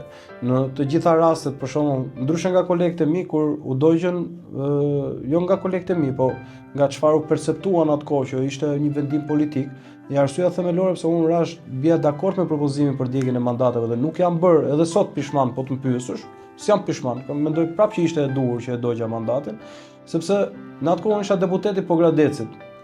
Tani unë me origjinë vi nga Mokra. Mokra është diku te 1300 metra mbi nivelin e detit. Dhe qeveria e kishte shpallur zonë fushore. Tani, si mund ta shpallësh 1300 metra mbi nivelin e detit njësoj me Lushnjën? Si është pas, se kur shpallet zonë malore, ato taksat i kanë më të ndryshme, i kanë më të ulta. Dhe unë kërkoja që të shpallet një zonë malore. Se keni bërë gabime, keni shpallë zonë fushore. Dhe unë se bëja dot si deputet, dhe unë nuk kuptoja çfarë rëndësie kisha unë tani kur unë nuk e zgjidh dot tyre një gjë kaq thjesht. Pra pavarësisht po thua benefiteve që dikush mund të ketë si deputet, prap ke atë qëllimin që unë jam këtu për një arsye. Benefite si deputet për ish vërtetës ka deputet të mazhorancës. Deputetët e opozitës benefite si deputet, se varet dhe çfarë nënt kuptojmë tani me benefite. Po benefite pra një rrogë të mirë, pagesa mbi mesataren krahasim me njerëzit e tjerë. Mbi mesataren në Shqipëri janë rroga. Po ky është. Po të ardhurat pra, pikërisht të ardhurat që në qendër të vëmendjes, që në televizor, pra ka disa benefite këtu, nuk është se s'ka. Duhet të thësh se unë flas shpesh me qytetarët, dhe ka një ide që rroga deputetësh është 6 milion. Është 5 milion, marr 1 milion euro, ose bëjnë atje pisligje. Këto janë ca teori. Tani edhe ka ndodhur Klevis, nuk Po është të ndodhin vetëm të mazhoranca. Se Mirë. nuk ke ti mundësi në opozit Dakor. të bësh asgjë të tillë. Domethënë të paktën në këtë aspekt, tani ka deputet që mund të kenë bërë lëvizje të Këtu nuk tilla po. të Partisë Socialiste, është çështje e tyre, po deputeti si deputet që bën punën, benefiti i vetëm që ka ai është statusi, po, është një rrok mbi mesataren e asaj që është sot, por duhet dim që deputetët sot janë të vetmit në Shqipëri, nuk kanë as zyra. Janë të vetmit në gjithë botën. Deputetët shqiptarë s'kanë zyra, s'kanë staf, s'ekzistojnë këto. Po. Dhe çdo gjë një deputet duhet ta bëjë vetë. Në kuptimin e një studimi apo një kërkimi shkencor, për shembull për çështjet e shëndetësisë, nëse unë do të çohem të flas nesër, unë nuk jam mjek. Më duhet për shembull ne nesër ne kemi javës tjetër ku vën, do të flasim për çështje të ndryshme, po unë s'mund të di të gjitha ato. Tani të ndihmon inteligjenca artificiale, janë thjeshtësuar disi gjërat. Inteligencia artificiale ndihmon mbas mediave që kanë shkruar. Edhe ndihmon. Edhe ndihmon. Pra nëse bën kërkime të mirëfillta, domethënë. Jo, unë përdor inteligjencën artificiale për të marrë një informacion të shpejtë, po për një fjalim në parlament. Mirë, sigurisht pastaj fjalimi do jetë vetjak, edhe ti në fakt me që jemi edhe te fjalimet ke patur edhe atë përplasjen që është bërë shumë meme në rrjetet sociale me Belinda Ballukun dhe duket se edhe shqiptarët ngelin te këto memet edhe këto dhe nuk shkojnë përtej. Jo, gjë thjesht për të kuptuar. Po. Prandaj se ne shpesh ngatrohemi themi jo, kjo shifra, kjo rrugë, një gjë që është thjesht për të kuptuar. Vërteta është që shumë socialistëve u ka ndryshuar jeta sikur janë bërë aktorë Hollywoodi dhe jo ministrat e një shteti që sot po përfshihet nga krimi, me vjedhje, me korrupsion dhe me gjithçka tjetër, me gjithë këto problematika, me gjithë këto përmbytje. Do thon po të shikosh qytetarët që përmbyten dhe të shikosh qeverinë tonë, të qeveria të duket sikur është në Francë, ndërkohë qytetarët të duken si në zonë lufte. Klevis, sa do të bënte opozita të njëjtën gjë nëse do të vinte në pushtet dhe do të qëndronte kaq gjatë në pushtet, duke njohur eksponentët politik që janë dhe nga opozita edhe nga pushteti. Asnjëherë nuk kam shkuar mirë me të gjithë në parti dhe asnjëherë nuk shkon mirë me të gjithë në partinë e vet. Por në kohën e Partisë Demokratike, në qeverinë e Partisë Demokratike, korrupsioni e vërtetë është nuk është shpik në 2013, korrupsion ka pasur, ka dhe do të ketë, dhe ka në gjithë botën korrupsion. Ka pasur korrupsion dhe në kohën e Partisë Demokratike. Por rrugët ku ndërtoheshin me qëllimin e para të jenë të sigurta dhe e dyta të jetë sa më i vogël shpenzimi. Siguria e jetës së qytetarëve në atë kohë ishte e plotë. Nuk ndodhte kurrë dhe nuk mund ndodhte kurrë ajo që ka ndodhur në Shqipëri me rastin e aeroportit. Nuk ka ndodhur dhe nuk mund ndodhi kurrë. Eksponentë e krimit organizuar që njiheshin nëpër zona fshiheshin sepse dinin që ka shtet që i kërkon. Kurse sot jo vetëm që nuk fshihen, po janë publik si yjet e Hollywoodit. Mirë që si vinë t'i kapin paparacat dhe nuk duan t'ja dinë. Nuk e kanë fare problem. Pra, këto e tregojnë pra ndryshimin po thua. Abuzimi me jetën e qytetarëve, personalizimi i qeverisë për jetën e qytetarit është i tmerrshëm. Domethënë sot qeveria vendos për çdo gjë, vendos çfarë duhet të mësoj djali në shkollë, vendos nëse është mirë apo jo të flesh me këtë apo me atë, vendos taksa për çdo mendim që mund të kesh ti. Deri donin të taksonin edhe njerëz që janë në profesione të lira që janë kontribut për shoqërinë tënde. Janë creators, ata kanë fantazi, kanë ti vend ti promovosh, ky kërkon të ti takson. Domethënë çdo gjë është komplet e pllakosur. Ndërkohë në kohën e Partisë Demokratike, njerëzit qoftë majt, qoftë djathtë, dhe po ti pyesësh kur nuk kanë kamera, kanë qenë 1000 herë më mirë në atë kohë. Sepse ekonomia lëvizte. Absolutisht, por një pyetje, a nuk mendojnë që është dhe faktor i kohës që kanë ndryshuar, që kanë degraduar gjërat në këtë formë? Jo, gjërat duhet ishin përmirësuar. Duhet ishin përmirësuar, mendon. A nuk mendojnë që dhe shoqëria ka ndryshuar? Pra është bërë më materialiste, më interesaxhie, më, domethënë, shiko, e di çfarë se çka qenë përpara, më pak idealiste. Ke një brez sot të rritur në pushtetin e Edi Ramës. 12 vjet, për shembull, dikush që ka qenë 10 vjeç sot është 22 vjeç. Dikush që ka qenë, domethënë, njëri që ka lindur në 2013 sot është 12 vjeç, po bëhet 13 vjeç me Edi Ramën. Nuk njohin asgjë tjetër. Tani do ta shikojmë pak këtë çështje të brezit. Çka ka ndodhur me brezin tonë? Kemi 60% të brezit sot analfabet funksional, të rritur në pushtetin e Edi Ramës. S'ka qenë kurrë, ne kemi qenë kota të larta në akademi, në arsim. Ne kemi pasur mjek që mbulonin në çdo qark të Tiranës, kishte mjek dhe infermiere mjaftueshëm për të kujdesur për qytetet e gjithë Shqipërisë, tash qark Tiranë, qark Shqipërisë. Por për gjithë Shqipërisë. Kurse sot nuk kemi mjek mjaftueshëm për spitalet. Jo vetëm në përrethë, po në Tiranë. Nuk ka mjek, nuk ka infermier të mjaftueshëm në Tiranë. Vetëm mund të imagjinohet se çfarë bëhet vetëm te spitali në Pogradec. Që janë po i njëjti doktor ka 30 vjet dhe nuk ka të tjerë, se nuk kanë interes të vinë dhe të rrinë atje.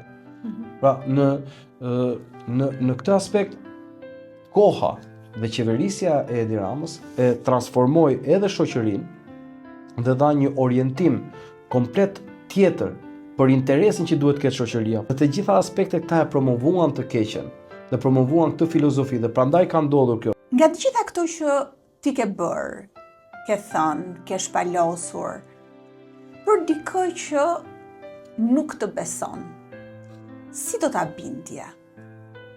Më vësh në provë. Më vësh në provë. Është normale që njerëzit mos të besojnë. Ajo mund të jetë dështimi im që ai s'po më beson mua, sepse unë duhet t'ia provoj. Por minimalisht kërkoj që të më vësh në provë. Pra, në qoftë se unë të kam thënë që do të qëndroj me ty dhe nuk të qëndrova, atëherë është e vërtet. Por modestin më njan mund të zgjidhja dhe unë të mos shkoja 420 ditë aty dhe nuk ishte detyrim për të shkoja aty. Por unë i thash që do vi nesër. E kështu nisja, dhe çdo ditë që vjet thosha shihemi nesër. Unë po tash shihemi nesër, ne do shihemi nesër. Kaq qoftë mos na ndodhi ndonjë gjë. Partia Demokratike është në një situatë të vështirë, do thosha, me regjimin që ndodhemi. Çfarë do bëje ti ndryshe nga çfarë po bëhet për ta përmirësuar?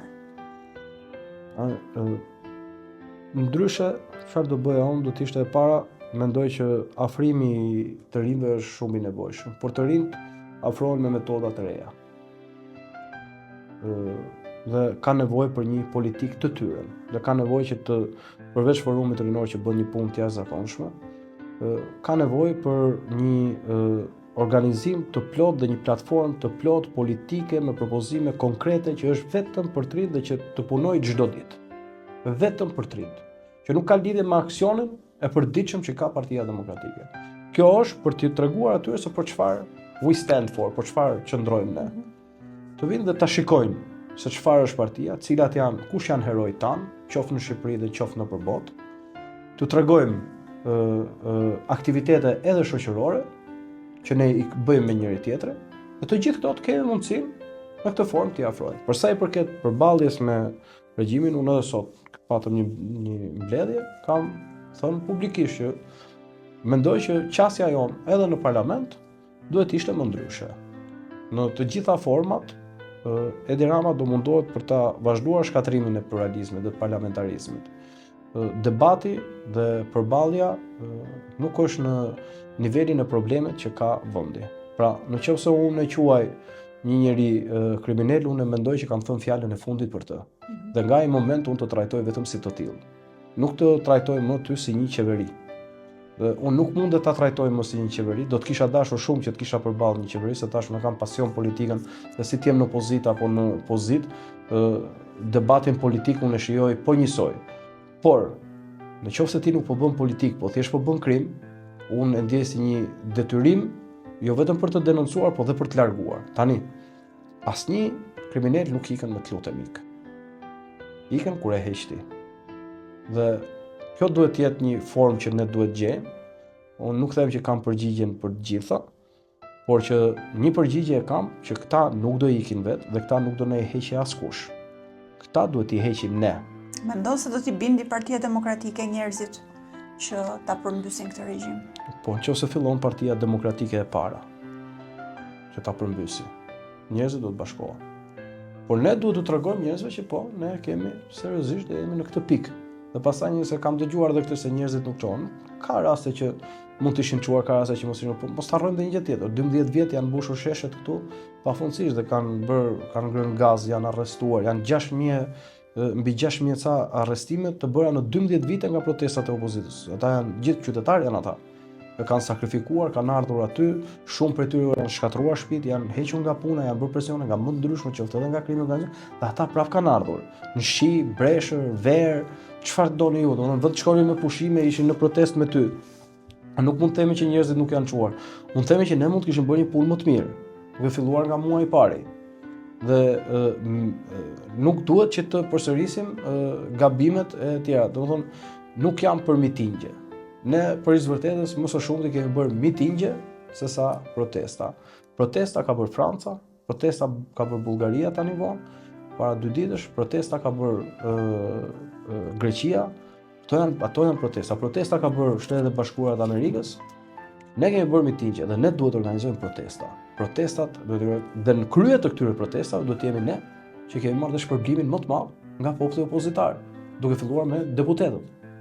Aq më tepër ne që jemi edhe pak më të ri, e kemi për detyrë, në qofse e besojmë ato që themi. Unë besoj ato që them. Kriminali nuk ikën me të lutemi. Je i gatshëm ti bësh këto sakrifica? Për vendin, për... Ja, pse nuk është çështja vetëm për vendin, e bëj edhe për familjen time, se unë shikoj problemet. Unë shikoj problemet e familjes të miqve të mi, shokëve të mi, dhe situatave katastrofike që si diskutojmë dot këtu, po të katastrofike që ato kalojnë dhe as nuk e mendoj dot as një sekond që do isha gati unë për të përballur me këta apo jo. Në fund ditës çfarë do të bënin këta? Më thotë çfarë mund të bëjnë. Dhe kjo është ajo që duhet kuptojnë qytetarët, që nuk kanë çfarë u bëjnë. Të ardhmen e shikon pozitive? Po. E shikon pozitive. Po, tjetër pozitive. E ardhmja do jetë para, kështu që pozitive është. S'ka se të jetë negative. Je krenar për këtë rrugtim tëndin deri më sot? Ka gjëra që do kisha bërë ndryshe, ka gjëra ku kam gabuar, por në tërësinë e vet tash që në fillim. Unë jam shumë i kënaqur me atë që më ka sjellë jeta. Familjen me shëndet mirë, bëj një punë që e kam qef, e kam pasion, e kam bindje dhe mendoj që kështu i shërbej vendit tim më mirë dhe jam gati që të bëj çfarë kam mundësi unë për të përballë, për të bërë pjesën time për këtë vend. Ti e preke pak më përpara, megjithatë unë mund ta them që ka edhe 2 mënyra se si mund ta shohësh përfshirjen politik. Dikush e shikon si shërbim publik dhe ke një karrierë tënden, shkëputesh nga e karrierë, kontribon politik dhe rikthehesh te karriera që ke dhe të ndërtuar një karrierë si politikan dhe të qenit gjithë jetën në politik. Tani, nëse ndërton një karrierë si politikan, pastaj nuk do duash gjatë gjithë kohës që ta ruash atë vend, edhe të bësh çmos për ta ruajtur atë vend sepse nuk ke ku shkon një karrierë tjetër. Një politikan që nuk është më politikan nuk merret në politikë.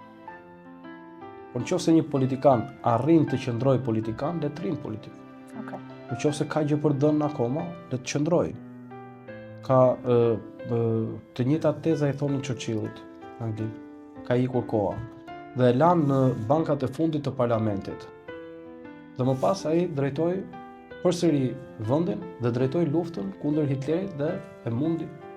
Pra në këtë aspekt politikan mund t'ikin kur nuk kanë më gjë për dhënë, por kur kanë gjë për dhënë të qëndrojnë sepse çdo ditë është një eksperiencë e madhe për ta.